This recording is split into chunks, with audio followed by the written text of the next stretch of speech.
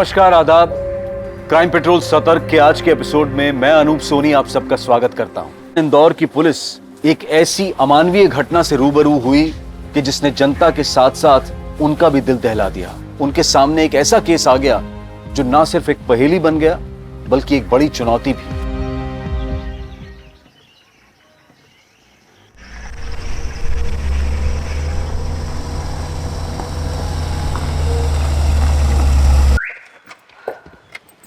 लीना, थोड़ा सामान लेके चलो, मैं अकेला कैसे लाऊंगा? किसी काम के लिए लाए हो मुझे यहाँ? लीना, लीना, चिल्लाओ मत केतन, और कुछ काम तो ऐसा करो कि मुझे भी लगे कि मेरा कोई पति है। लीना स्टॉप इट, सुनो, लीना।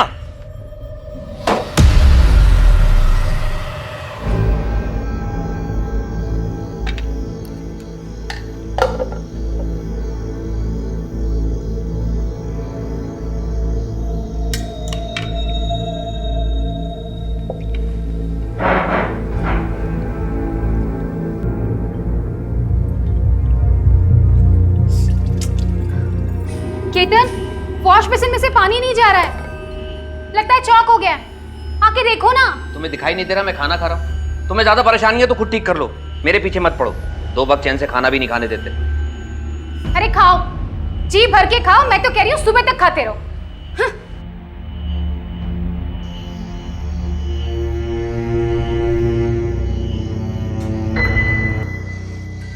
ये कैसी अजीब सी बदबू आ रही है, क्या मुसीबत है?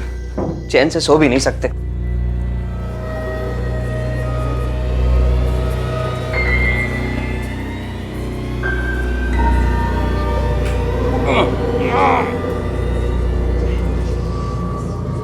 अब तो प्लम्बर को बुलाना ही पड़ेगा।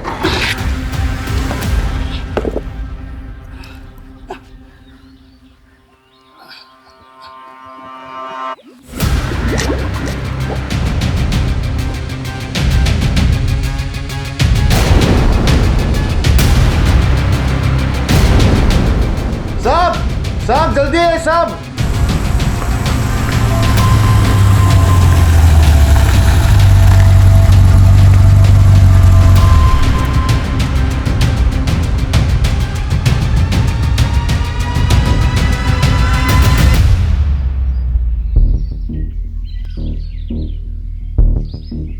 ऐसा लगता है किसी फीमेल की बॉडी ये एक्सीडेंट की शिकार हुई है या किसी ने मार के फेंक दिया यहाँ। इतनी बुरी तरह से सड़ चुकी है, एज तक समझ में नहीं आ रही सर। विक्टिम की एज और कॉज ऑफ डेथ तो पोस्टमार्टम रिपोर्ट में पता चली जाएगी। श्रीवास्तव, आसपास जितने भी पुलिस स्टेशन है वहाँ की मिसिंग कंप्लेंट चेक कर लेना। आप लोग देखो आसपास कुछ मिलता है क्या।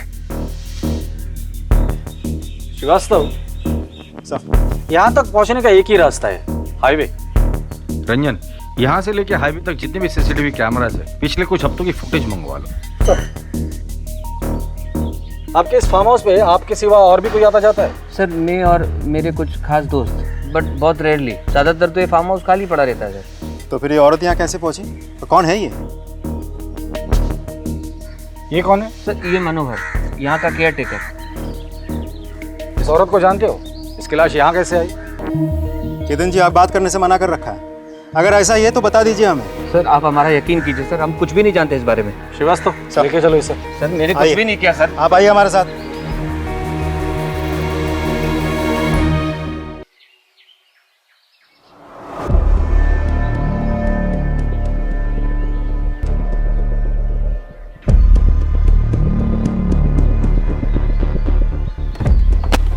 क्या टांग झांक कर रही? जा अपना काम कर, निकल यहाँ से।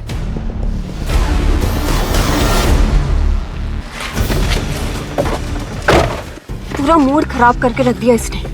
अब देखना, ये ऑफिस में जाकर ना हमारी चुगली करेगी। अगर इसने चुगली करी ना तो मैं स्मिता की ना बैंड बजा दूंगा। तू चिंता मत करता रहा। चिंता नहीं, मुझे गुस्सा आ रहा है सुरेंद्र। ज्यादा होशियार बनती जा रही है आजकल ये। बात बात पर मेरी गलतियां निकालती है। ये तो अखिलेश सर अच्छे हैं, इसकी बात पर भरोसा नहीं करते, वरना। अरे तू इसके बारे में ज्यादा मत सोच, मैं इसे देख लूंगा।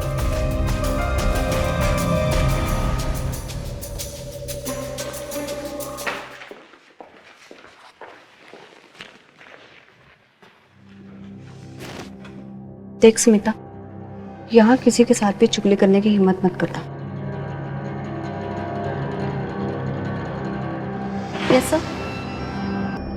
तारा, घर जाने के पहले मुझसे मिलकर जाना। Okay sir.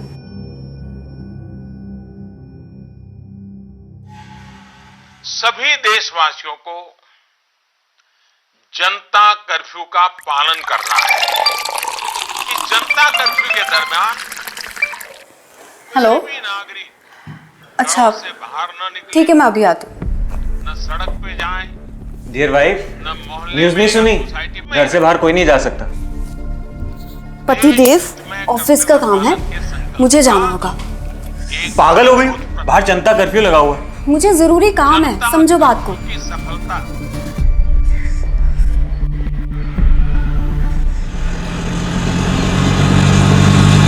ऑटो भैया प्लीज आगे तक लेकर चलेंगे, बहुत जरूरी काम है।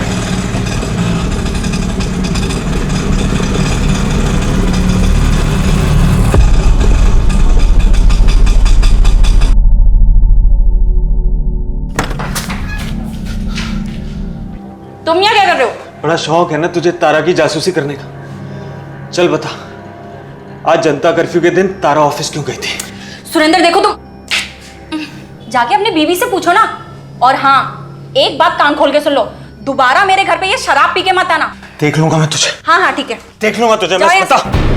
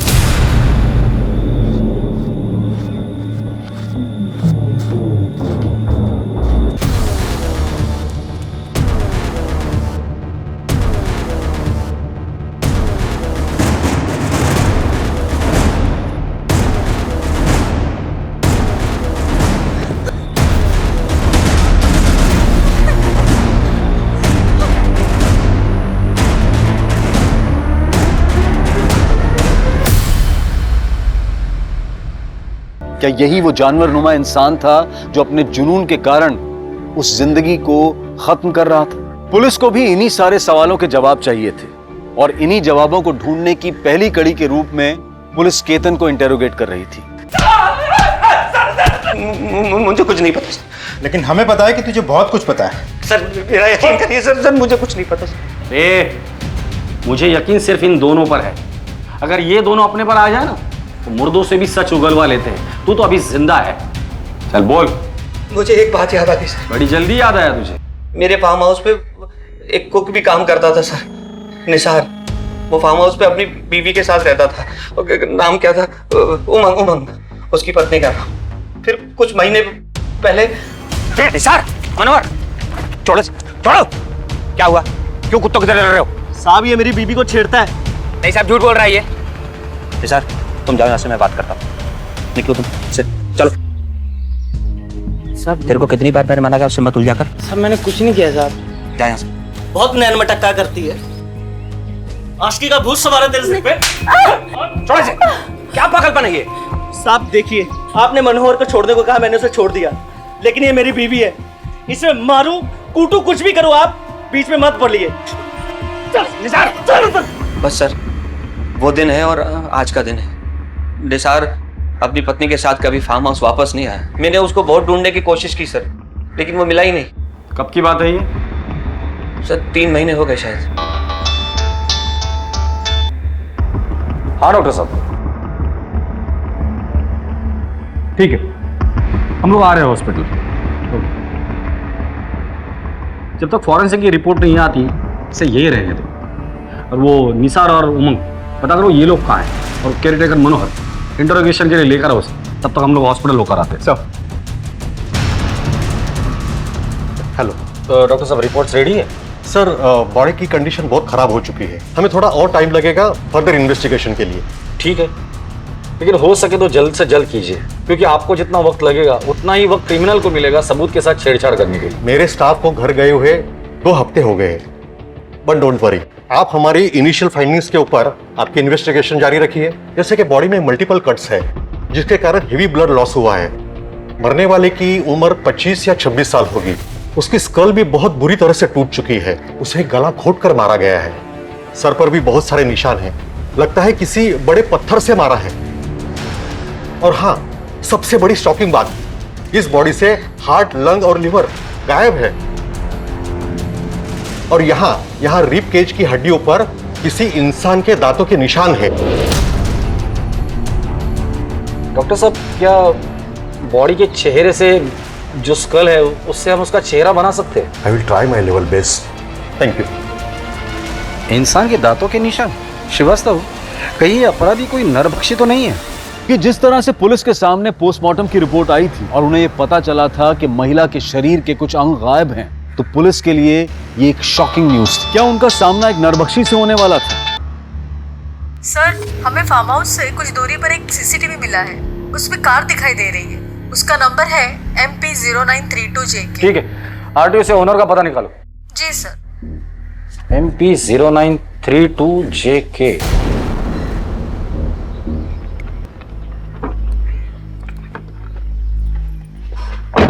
चलो भैया। मैडम, ये टैक्सी कहीं नहीं जाएगी। नहीं जाएगी? नहीं जाएगी तो रोड पे क्यों लगा रखी है? आपने घर क्यों नहीं रखते? कहाँ से आ जाते हैं नमूने कहीं के। क्या बोला? ए, रुक रुक रुक, क्या बोला तूने?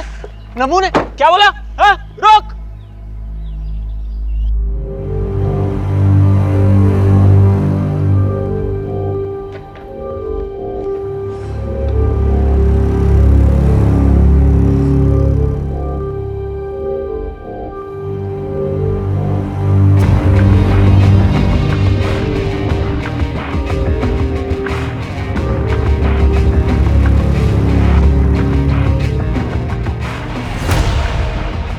Good morning.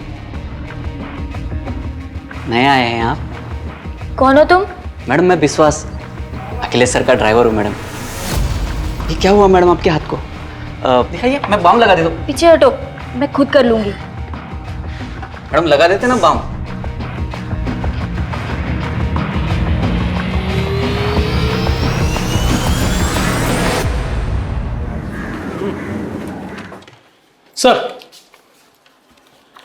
सर ये स्केच आ गया।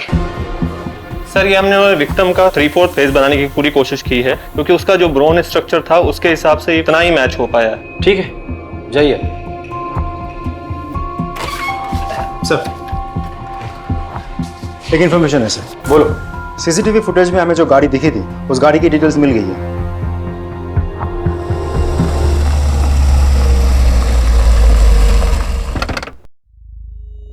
2 महीने पहले बिलावरी तालाब के पास तुम्हारी कार दिखाई दी थी। ऐसे जंगल वाले एरिया में तुम क्या कर रहे थे? सर, मैं अपनी वाइफ को ढूंढने गया था। अब वो 2 महीने से मिसिंग है। हेलो, अरे कहाँ है तू? कितनी देर हो गई है?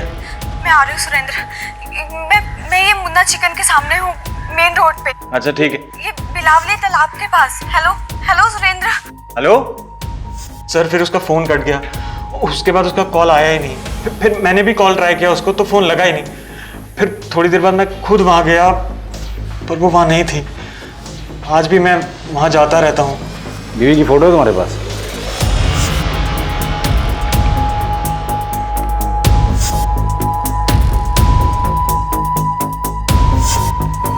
सर, सिमिलर तो है लेकिन लगता नहीं कि यही है। क्या हुआ सर?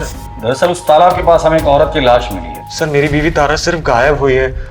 उसके साथ ऐसा कुछ उल्टा सीधा नहीं हो सकता। तुम इतने यकीन के साथ कैसे कह सकते हो? और अगर वो गायब है तो तुमने जाके पुलिस स्टेशन में रिपोर्ट लिखवाई थी? हाँ सर, मैंने लिखवाई थी, पर फिर मैं पुलिस स्टेशन नहीं जा पाया और वहाँ से कोई फोन भी नहीं आया। तुम्हारी बीवी तारा का किसी के साथ झगड़ा था या दुश्मनी थी? सर, उसकी बहन चंदा से उसका हमेशा झगड़ा रहता था। यहाँ क्या करने आई है तू? तुझे ये कहने आई हूँ कि अब देवास वाला घर तू मेरे नाम कर दे। वो घर पापा ने मेरे नाम किया है। तो मैं भी तो उनकी बेटी हूँ ना, तो उस हक से तो वो घर मेरा भी हुआ। अगर हक होता ना तेरा, तो पापा तुझे जरूर तेरा हिस्सा देते। चुपचाप वो घर मेरे नाम कर दे, वरना सोच लेना तू। वरना क्या करेगी? तुझे ऐसी मौत मारूंगी ना कि तेरी रूह भी कांप जाएगी, और तेरे मरने के बाद तो प्रॉपर्टी मेरे नाम खुद ब खुद हो जाएगी। तू मेरी बीवी को मारेगी? समझती क्या है तू अपने आप को? वो तो तुम दोनों बहुत जल्द समझ जाओगे। बस सर, चंदा उसे ऐसे ही धमकी देती रहती थी। मैं तो परेशान हो गया था उनके झगड़ों से, यहाँ तक कि मैंने तारा को कह दिया था कि चंदा को प्रॉपर्टी दे दे, लेकिन तारा को अपने पापा के घर से एक इमोशनल लगाव था, इसलिए उसने मेरी बात नहीं सुनी। हालांकि सर इस प्रॉपर्टी के लिए चंदा ने कोर्ट केस भी किया है जो पिछले साल से चल रहा है। तारा वो केस जीतने भी वाली थी। हो सकता है सर चंदा ने कुछ किया हो।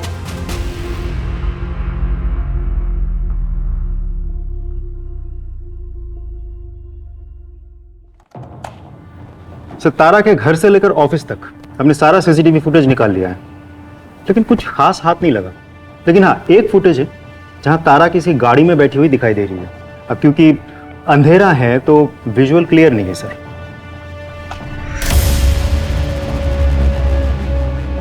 ड्राइवर का चेहरा दिखाई नहीं दे रहा है। Yes sir. ना ही गाड़ी का नंबर। और ठीक 2 घंटे बाद सुरेंद्र वापस उसी लोकेशन पे। मतलब देखा जाए तो सुरेंद्र ने हमें जो भी स्टेटमेंट दिया था फुटेज के साथ हूबहू मैच हो रहा है सर। करेक्ट। सुरेंद्र ने हमें बताया था कि उसे चंदा पर शक है, तो क्या ऐसा तो नहीं कि इस गाड़ी में चंदा बैठी हो? नहीं सर, अगर चंदा होती तो तारा उसी गाड़ी में जाके नहीं बैठती। दोनों में बहुत बड़ा झगड़ा हुआ था। तो फिर कौन हो सकता है?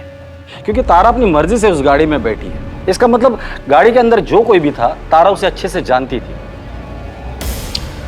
कौन हो सकता है सर? केतन हो भी सकता है, पर तारा और केतन के बीच कोई कनेक्शन हो ऐसी कोई भी बात हमारे सामने अभी तक नहीं आई। श्रीवास्तव एक काम करो, ऐसी गाड़ियां किस किस के पास है ये पता करो, और वो चंदा उसे पूछताछ के लिए बुलाकर लेकर आओ। सब मनोहर को ले आया था, गांव में छिपा हुआ था।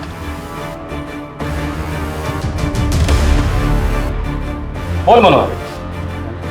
साहब मुझे यहाँ क्यों लाया साहब? साहब मैंने कुछ नहीं किया साहब। वो उस दिन फार्म हाउस में लाश मिली ना, तो मैं थोड़ा सा घबरा सा गया था, तो इसलिए मैं अपने घर भाग गया था। मनोहर, जिस लाश की तू बात कर रहा है ना, उस लाश का हार्ट, लीवर और लंग तीनों गायब है। अब सिर्फ इतना बता दे, वो लाश किसकी थी और किसने मारा था उसे? नहीं साहब, मैं वहाँ काम करता था साहब, मैंने कुछ नहीं किया साहब। ये निसार और उमंग वो कैसे गायब हो गए? सच बता, वो लाश उमंग की है ना? तूने मारकर उसे वहां छुपा दिया था ना? क्या किया रे उस बॉडी पार्ट्स का? मैंने कुछ नहीं किया, बस उससे थोड़ी सी हमदर्दी थी। वो क्या है ना कि वो निसार ना उसे बहुत मारता था, गाली भी देता था साहब। बस उमंग ना उन सारी बातों से ना परेशान रहती थी, तो वो बस अपना मन हल्का करने के लिए वो सारी बातें मुझे बताती थी। अच्छा, तेरा ये जो मालिक है केतन और उसकी बीवी लीना, इनके ताल्लुकात कैसे? वैसे तो ठीक ही है, मतलब उन दोनों के बीच में टेंशन चलते रहता है। केतन आखिरी बार फार्म हाउस पे कब आया था? हाँ, करीब 2.5 महीना पहले। सब वो एक औरत को लेकर आए थे। आखिर तुम मेरे पीछे पड़ी क्यों? तुम्हें समझ में नहीं आता एक बार? हमारा ये रिश्ता अब नहीं चल सकता। बस जो होना था वो यहां तक हो गया। बार बार मैं तुम्हें एक बात को नहीं समझा सकता। अगर तुम समझती क्यों नहीं, लीना को पता चल जाएगा तो वो मुझसे दूर हो जाएगी, मेरा नुकसान हो जाएगा। तुम क्या बोलूं तुम्हें मैं?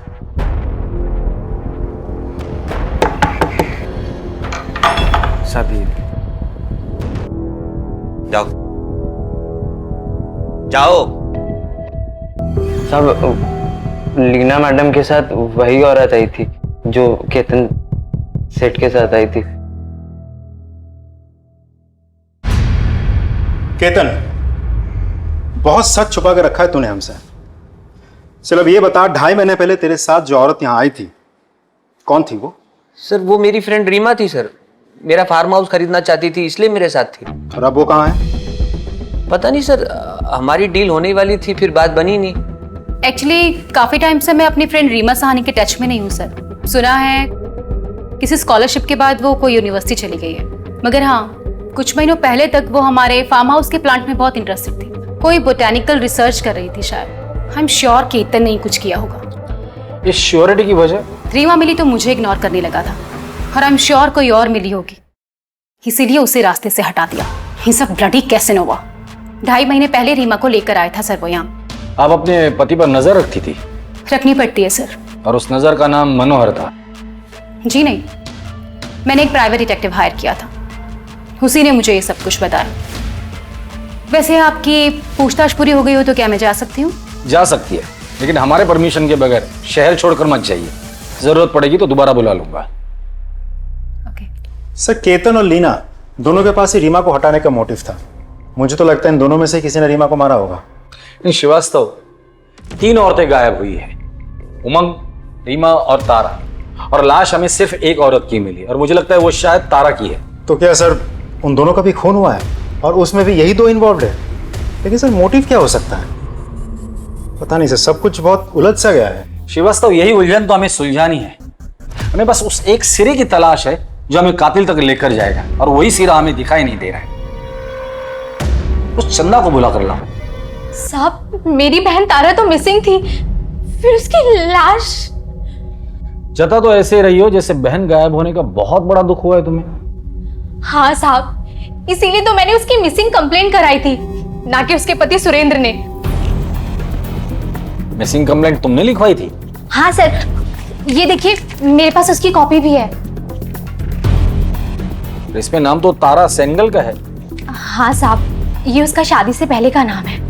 तारा और तुम्हारे बीच प्रॉपर्टी को लेकर झगड़ा चल रहा था, कोर्ट केस भी चल रहा था। लेकिन वो तो मैंने वापस ले लिया था आज से 1.5 साल पहले ही। ये देखिए मेरे पास पेपर भी है। कोर्ट केस वापस लेने के पीछे कोई खास वजह?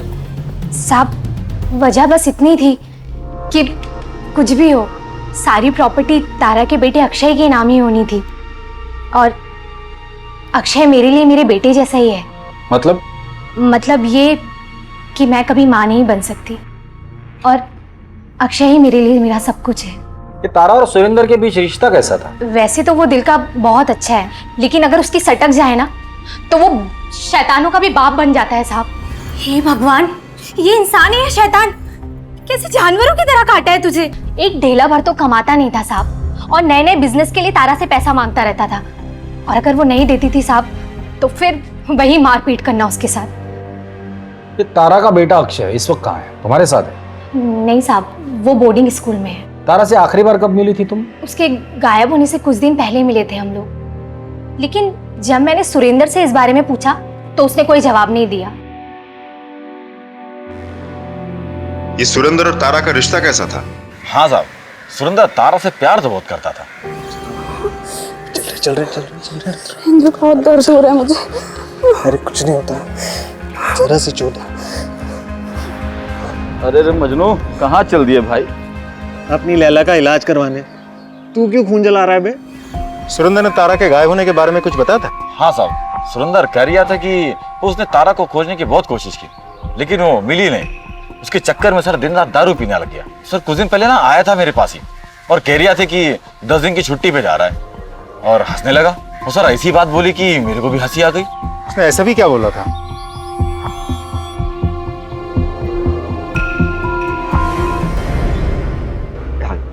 डैड, मुझे वो शर्ली को घर छोड़ने जाना है, प्लीज आपकी कार मिलेगी? आज आप कैब कर लीजिए। डिनर के लिए जल्दी आना। Thank you dad. कम।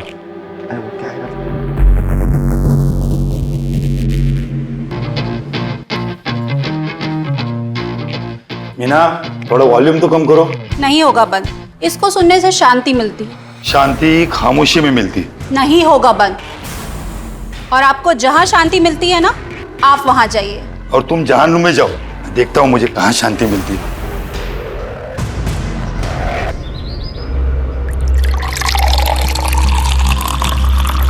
सुरेंद्र, तुम जाओ।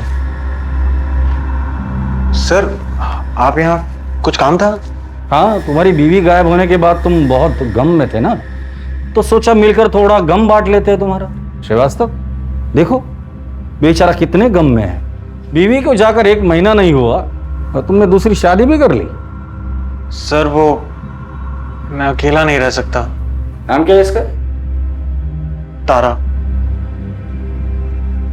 तारा? सर वो तारा की याद में मैंने इसका नाम तारा ही रख दिया। आपकी बीवी तारा कहाँ काम करती है? सर वो अखिलेश सीए के यहाँ काम करते थे। क्या तारा की लाश मिली? So sad. Mister Akhilesh, Tara आपकी एम्प्लॉय थी, उसके गायब होने के बाद आपने पूछताछ नहीं की? सर मैंने उसके मिसिंग होने के बाद में कुछ सीनियर पुलिस ऑफिसर से बात की थी, लेकिन कुछ पता नहीं चला, और लॉकडाउन के चलते मैं भी हेल्पलेस था। और अब जाके जब ऑफिस खुला तो। अखिलेश जी, तारा के बारे में आपकी क्या राय है? आई मीन थी, वो कैसी थी, बिहेवियर कैसा था, वो काम कैसा करती थी? नहीं, काम में तो एकदम परफेक्ट थी और अच्छी इंसान भी थी। और आप जी? आपका और तारा का रिश्ता कैसा था? सर वो जैसा एक बॉस और एम्प्लॉय का होता है, बस। जिस दिन तारा गायब हुई थी आपने उससे फोन किया था, वो घर पर थी और वो घर से ऑफिस के लिए गई थी, क्यों? सर उस दिन मेरी गाड़ी सर्विसिंग के लिए गई थी और मुझे एक ऑफिस से फाइल अर्जेंटली चाहिए थी, तो मैंने उसे कहा कि ऑफिस से फाइल लेकर मेरे घर आ जाना, मगर वो आई नहीं। मैंने कांटेक्ट करने की भी कोशिश की मगर कुछ हुआ नहीं। ठीक है, फिलहाल के लिए आप जा सकते हैं, जरूरत पड़ेगी तो दोबारा बुला लूंगा। जी सर, थैंक यू।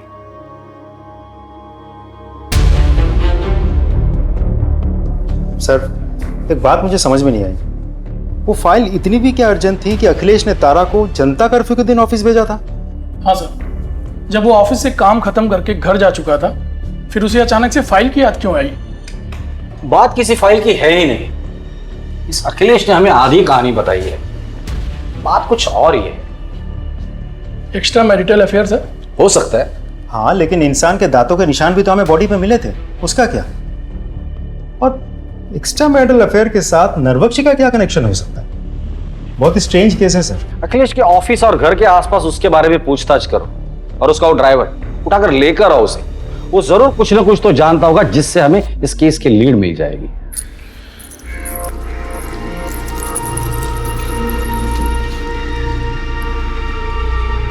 अखिलेश के ड्राइवर विश्वास तुम ही हो?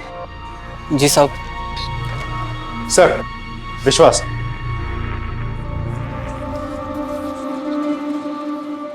बैठ। तारा को जानता है? जानता हूँ ना साहब, हाल ही में अपन उसके बस्ती में रहने के लिए गए साहब। हालांकि ये बात किसी को मालूम नहीं है, अखिलेश साहब को नहीं मालूम है। क्या हुआ साहब? हुआ तो बहुत कुछ है, फिलहाल तो इतना बता दे, अखिलेश और तारा के बीच रिश्ता कैसा था? सिर्फ मालिक और नौकर थे या और कुछ? सर कई बार लगता तो था उन दोनों में कुछ चक्कर है। अखिलेश साहब की पत्नी मीना मैडम को भी उन पर शक था, कई बार सवाल भी पूछती थी। तुम्हारी हिम्मत कैसे हुई मुझे मेरे पति के केबिन में जाने देने से रोकने की?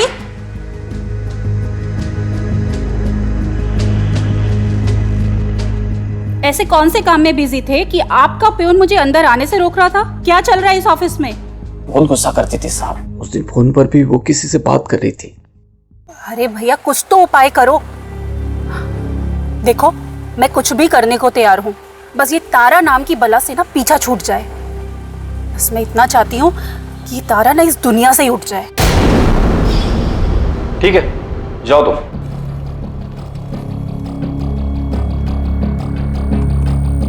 सर कहीं ऐसा तो नहीं कि मीना ने अपने पति को वापस पाने के लिए तारा का खून करवाया और बाद में ये नरभक्षी वाला एंगल डाल दिया ताकि हम सब कंफ्यूज हो जाए? हो सकता है, क्योंकि कोई भी औरत अपने पति को दूसरे के साथ देख ले तो जलन तो होगी, और बदले की आग में वो किसी भी हद तक जा सकती है। तुम चंदा और तारा के केस डिटेल्स निकालो, मुझे लगता है हमें मीना से भी बात करनी होगी।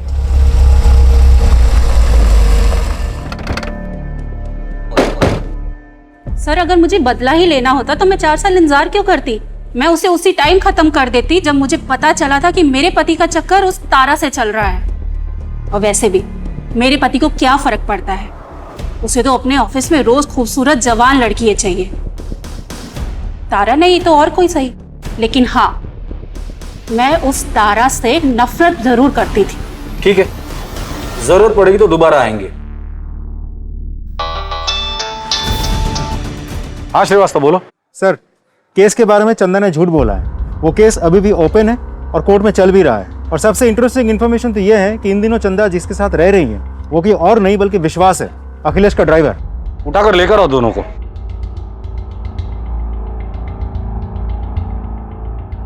तुम दोनों ने बहुत कहानियां सुनाई मुझे, अब मुझे असली कहानी सुननी है। साहब मैंने केस वापस ले लिया था, लेकिन विश्वास ने बोला कि केस वापस चला दे, इसने मुझे मजबूर किया, इसलिए मैंने वापस चला दिया। ये बोला कि प्रॉपर्टी तुझे नहीं चाहिए तो मैं रख लूंगा। मैं इससे प्यार करती हूँ साहब, इसलिए मना नहीं कर सकी। पर साहब सच में तारा को मैंने नहीं मारा साहब। साहब तारा को मारना ही होता तो सर मैं चंदा को केस चलाने के लिए क्यों कहता सर?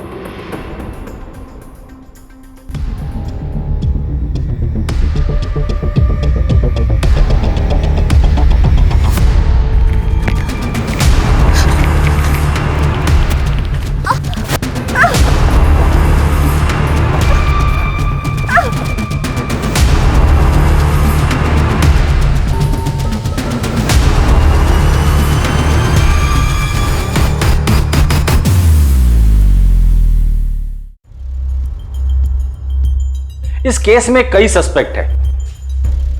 तारा का पति सुरेंद्र, जो तारा से बहुत प्यार जताता है, लेकिन तारा के मरने के बाद वो तुरंत दूसरी औरत से शादी कर लेता है। चंदा, कई अफेयर्स करने के बाद अब उसका अफेयर अखिलेश के ड्राइवर विश्वास के साथ चल रहा है, और अपने बहन के साथ उसका प्रॉपर्टी का केस भी चल रहा है। अखिलेश की बीवी मीना, जिसे तारा और अखिलेश के अफेयर के बारे में पता था और वो तारा से बहुत नफरत करती थी। केतन और लीना, जिनके फार्म हाउस पर तारा की लाश मिली थी। ये निसार और उमंग, ये कपल अभी भी गायब है। और सर, इस सब के बावजूद तारा उस फार्म हाउस वाले एरिया में क्यों गई थी? सर कहीं ऐसा तो नहीं कि वो किसी और से मिलने गई थी, शायद केतन या लीना से, या फिर किसी और से। या तो इन सस्पेक्ट में से कोई नरभक्षी है या फिर कोई हमें गुमराह करने की कोशिश कर रहा है। हेलो, क्या?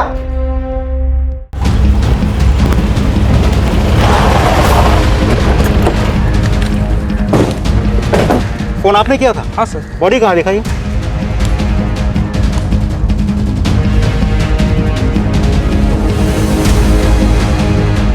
हटाओ सब।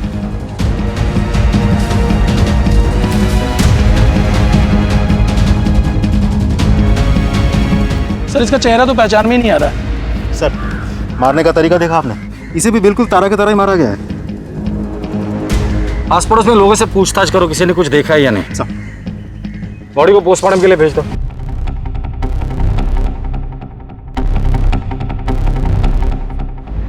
सर, ये मर्डर भी तारा मर्डर केस की तरह ही है, लेकिन इस केस में हमें रिस्ट पर मार्क्स मिले हैं। इसका मतलब कातिल ने उसे बहुत जोर से पकड़ा होगा। हाँ, लेकिन कोई फिंगरप्रिंट्स नहीं मिले। इसका मतलब कातिल ने हैंड ग्लोव्स पहने होंगे। और हैरत की बात यह है कि इन दोनों केसेस में, दोनों बॉडीज में हमें एक चीज कॉमन मिली है, और वो है ओमेगा 3। ओमेगा 3 तो स्टेरॉइड है जो अक्सर जिम जाने वाले लोग लेते हैं। इसका मतलब कातिल जो भी है वो जिम फ्रीक आदमी। उसे ड्रग्स और स्टेरॉइड की भी आदत है।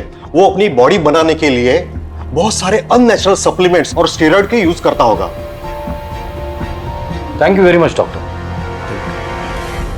सर, निसार की बीवी उमंग का पता चल गया है सर। वो पास के ही गांव में है। सब मेरा पति निसार बहुत शक्की था।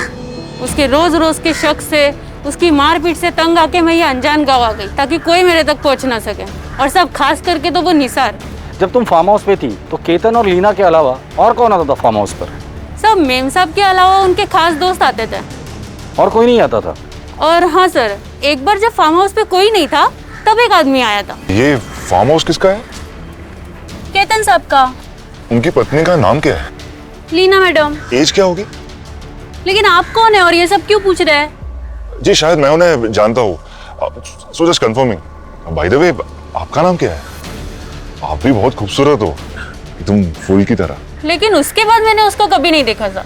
जब तुमसे उसने मेम साहब के बारे में पूछा तो तुमने सारी इन्फॉर्मेशन दे दी उसे?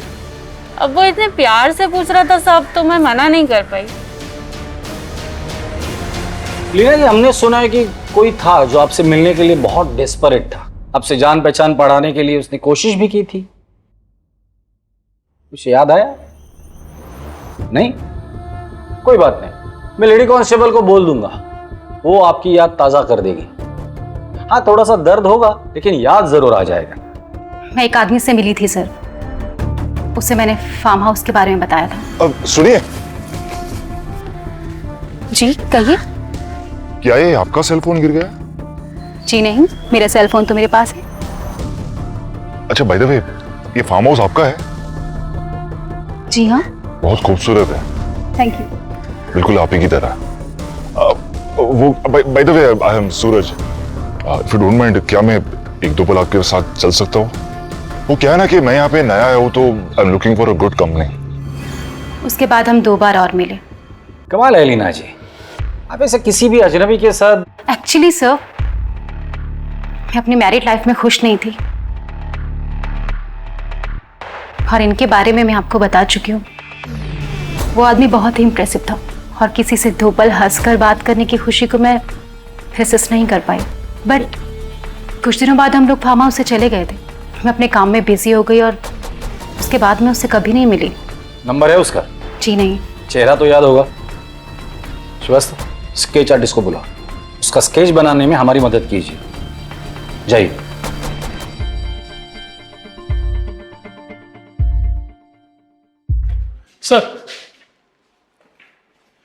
सर ये रमन है, वो जंगल वाली लाश के क्राइम स्पॉट के पास इसने किसी को देखा है। साहब उस जंगल के रास्ते पर मैंने एक अमीर आदमी को देखा था साहब, बड़ा अजीब लगा मुझे, क्योंकि वहाँ तो अक्सर मजदूर आते जाते थे। अब ऐसे रास्ते पर वो आदमी अपनी महंगी कार लाया और चला गया, कुछ समझ में नहीं आया साहब। स्केच बनवा सकते हो उसका? श्रीवास्तव, स्केच आर्टिस्ट को बोलो और इसका स्केच बनवा लो। सर आप आइए मेरे साथ।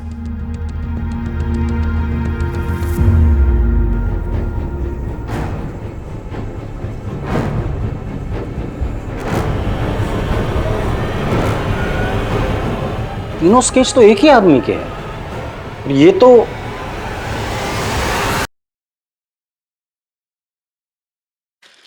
अखिलेश जी। सर आप बैठिए बैठिए बैठिए।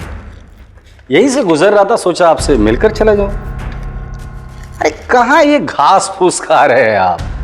अरे हाँ, लॉकडाउन था ना, नॉनवेज मिला नहीं होगा आपको। हाँ सर सॉरी, मैं कुछ समझा नहीं सर। समझाता हूं।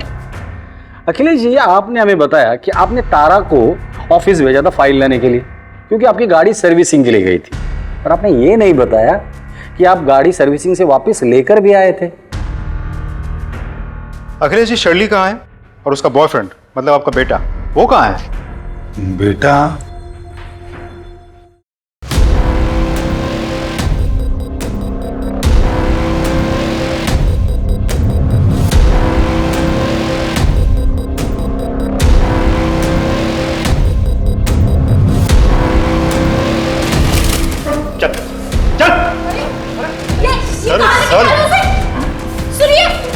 आप नहीं चलेंगे?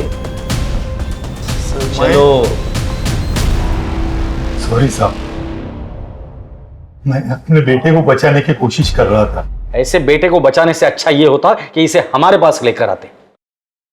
ऐसे हैवान को बचाकर तुमने भी बहुत बड़ा जुर्म किया है। साहब मैं शर्मिंदा हूँ। आपके शर्मिंदा होने से उन लोगों की जान वापस नहीं आएगी जिसे आपका बेटा खा चुका है। अब मुंह खोलकर बताइए। बताता हूँ साहब, ये बात सच है कि मैंने उस दिन मेरी कार सर्विसिंग को दी थी और वापस मंगा ली थी। उस दिन विक्रांत मेरी कार ले गया था, ये बात मैंने आपसे छुपाई थी।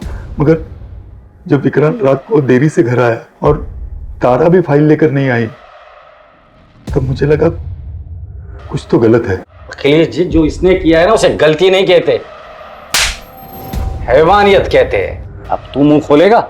मुझे जिम और बॉडी बिल्डिंग का शौक है, और जल्द से जल्द बॉडी बनाने के चक्कर में मैं ड्रग्स और स्टेरॉइड्स के इंजेक्शंस लेने लगा। फिर मुझे इस नशे की आदत पड़ गई सर। प्रोटीन्स के चाहत में मैं कुछ भी खाने लगा, हर तरह का मांस।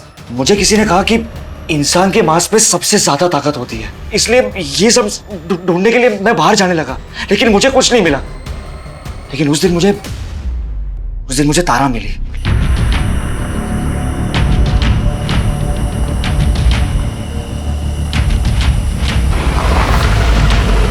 अरे तारा, कहाँ जा रही हो?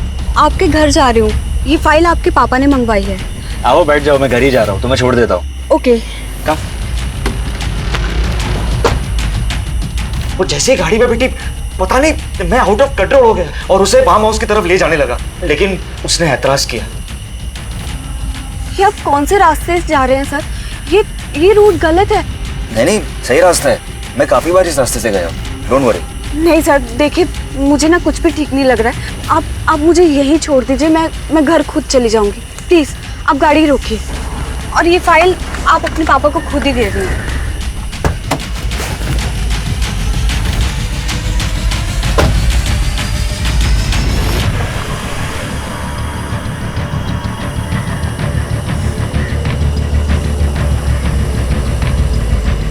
हेलो सुरेंद्र, हाँ मैं आ रही हूँ सुरेंद्र। मैं ये मुन्ना चिकन के सामने हूँ, मेन रोड पे, ये बिलावली तालाब के पास। तुम्हें मेरे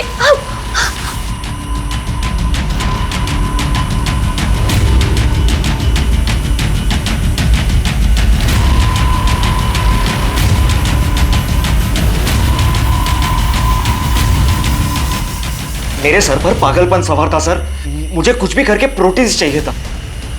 ड्रग्स और इंजेक्शंस की नामौजूदगी में मैं कुछ सोच नहीं पा रहा था, इसलिए मैंने तारा को मारकर उसके शरीर के अंगों को खाया। जब मेरी भूख और तलब शांत हुई, तारा की लाश को फार्म हाउस ले गया, क्योंकि मुझे पता था कि फार्म हाउस अब हमेशा खाली रहता है। जब विक्रांत घर पे आया तो मैंने कार में खून देखा। मैंने कार को फिर से वो सर्विसिंग के लिए डाला और वापस भी ले आया। मगर जब मुझे पता चला कि शेरली गायब हुई है, मुझे याद आया कि विक्रांत ने मुझे कहा है कि वो पुनः अपने काम से गई है। मुझे पक्का यकीन था कि विक्रांत ने उसके साथ कुछ न कुछ किया है।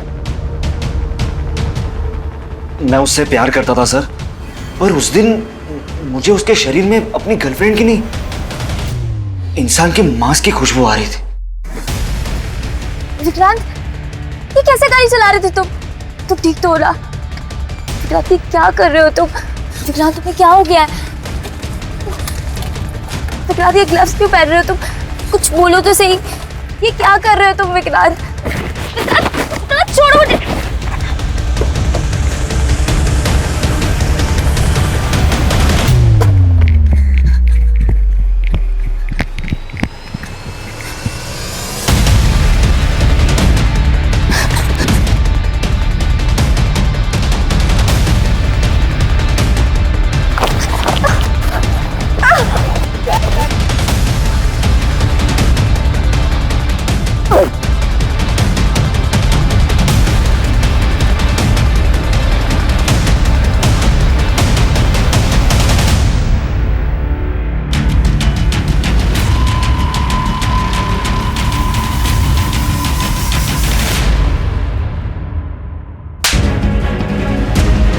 इंसान नहीं, एक नरभक्षक है, नरभक्षक, जानवर से भी बदतर।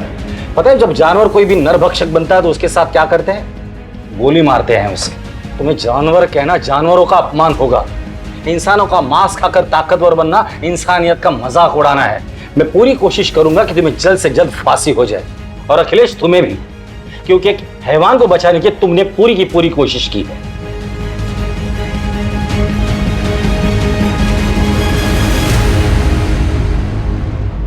ये समय हम सब के लिए आत्म परीक्षण का समय है, एक सबक सीखने का समय है, ताकि हम अपने अंदर की कमजोरियों को जान सकें और उन्हें दूर करने की पूरी कोशिश करें। और खासकर हमें अपने मानसिक स्वास्थ्य का ध्यान रखना है। अगर अखिलेश ने वक्त रहते अपने बेटे को सही राह दिखाई होती और मेडिकल हेल्प ली होती तो उसे इस तरह से शर्मसार नहीं होना पड़ता। अगर विक्रांत ने अपने जुनून में स्टेरॉइड्स और इंजेक्शंस का इस्तेमाल नहीं किया होता तो वो कभी नरभक्षी नहीं बनता। और सबसे बड़ी बात, अगर सुरेंद्र तारा से लड़ने और रूठने के बजाय घटना वाले दिन उसके साथ चला जाता तो क्या तारा की दर्दनाक मौत टल नहीं जाती? अगर जुनून को सही राह मिल जाए तो पर्वत लांघे जा सकते हैं, समंदर को चीरा जा सकता है, लेकिन अगर जुनून भटक जाए तो क्या हश्र होता है वो आपके सामने है। ध्यान रखें कि कहीं आपका कोई अपना इस तरह के जुनून का शिकार ना हो रहा हो। उनके साथ समय बिताएं, उनसे बात करें, उनकी मदद करें, ताकि फिर से इंसानियत शर्मसार ना हो। मैं अनूप सोनी आपसे विदा लेता हूं। फिर मुलाकात होगी क्राइम पेट्रोल सतर्क में एक और नए केस के साथ। तब तक अपना और अपने परिवार का ख्याल रखें, सतर्क रहें, सुरक्षित रहें और देखते रहें क्राइम पेट्रोल सतर्क। जय हिंद।